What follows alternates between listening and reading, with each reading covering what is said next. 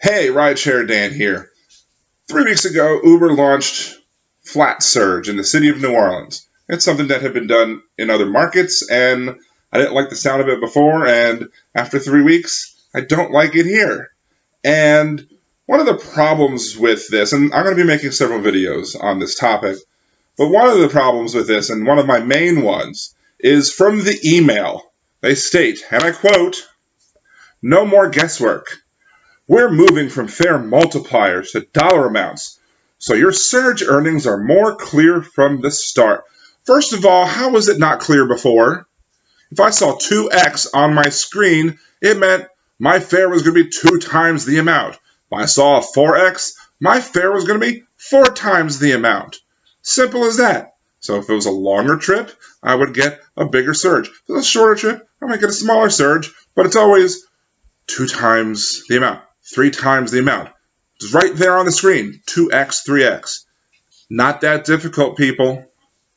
The map will now show guaranteed minimum surge amounts that will be added to your next trip. And you may even earn more than this amount on longer rides. Listen to the podcast. And I listened to the podcast and I had to laugh at these people who were seemingly confused over multipliers. I mean, 2 times is not that difficult to understand. And even if you can't do the math, if you think you might be getting an airport ride, let's say an airport ride in New Orleans is a flat rate. For me, it pays me $25. If I know I'm getting an airport ride, or it's highly likely that I'm getting an airport ride, and I see a 2 surge, I knew I was getting 50. If I saw a 3 surge, I knew I was getting 75. As simple as that. It's not difficult at all.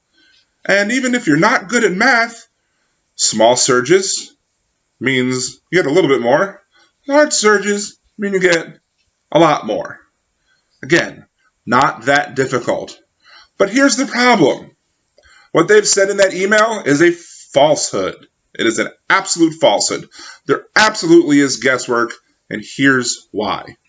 I had a trip. One of the first days that Flat Surge was rolled out in the city of New Orleans.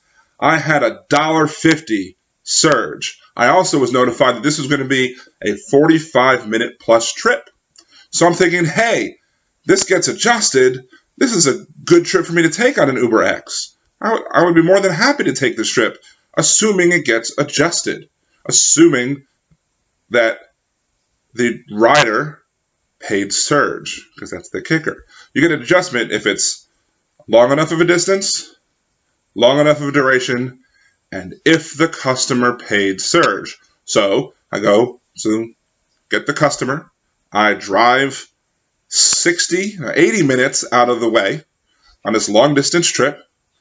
And then I look at my fare details to see what I got paid. I got paid a $1.50 surge. There was no adjustment. I called Uber support to have them try to explain to me why there was no adjustment. They were no help, absolutely whatsoever, because Uber does a horrible job at training their support. Horrible job at training their support. They have no idea how to answer these questions. I eventually figured it out a little bit on my own, a little bit of confirmation from people on Twitter who had also been through this and have been dealing with the flat surge amount, and that is that you don't get adjusted if your passenger doesn't pay. So if I see that I have a long distance trip and all of a sudden I get a surge on it, there's no way for me to know whether or not that surge is going to get adjusted.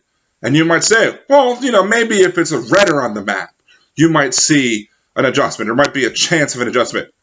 That's not true at all, because I had a pickup from the airport, and it was bright red. I was going to get $7.50 minimum surge guaranteed on my next trip.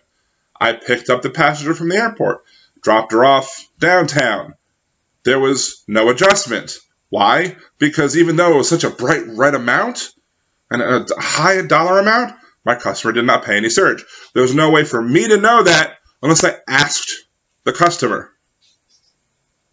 And I'm not going to sit there and ask every customer, hey, when you requested the ride, did it tell you that you were going to get a higher amount because of increased demand? I'm not asking every customer that. That just seems unprofessional to begin with, unless you're able to explain to them that you're doing an experiment or you're trying to figure out how this new surge works. So they say they take the guesswork out of it. Well, guess what? If you're on a long distance trip and you see that you have surge, there's absolutely guesswork. Because again, you don't know if it's going to get adjusted. From downtown New Orleans to the airport is long enough for an adjustment if the passenger pays surge. And there's been trips to the airport that I've gotten surge adjusted, and there's been trips to the airport that I've gotten where the surge wasn't adjusted. Now, does this mean, well, Dan, you're getting surge on other trips that you wouldn't have gotten surge on before? Perhaps. But I'm also missing out on money because the amount of money that they adjust is not the same amount. You look at the dollar amount, you see that, okay, this is a 3 surge, but I'm only getting less than 2. So no, it's not yippee, yeehaw. I'm not happy about it whatsoever. And for them to say that you remove the guesswork out of it, that's just wrong. They've added guesswork with this new surge policy. And there are other problems with this new surge policy, and I'll be getting to them as the days and weeks and months go by as I encounter them. There's a few more that I have in the noggin trying to, formulate the next video, and those will be coming soon.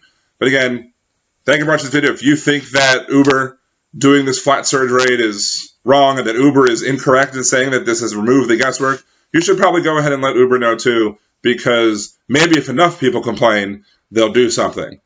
I'm not holding my breath or anything, but it's definitely not a good thing for drivers. And in another video, I'm going to show you why this might not even be a good thing for riders and why rider complaints might be the key of reversing this whole thing. But anyway, remember to subscribe to the channel.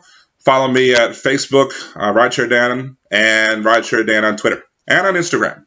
Have a good night.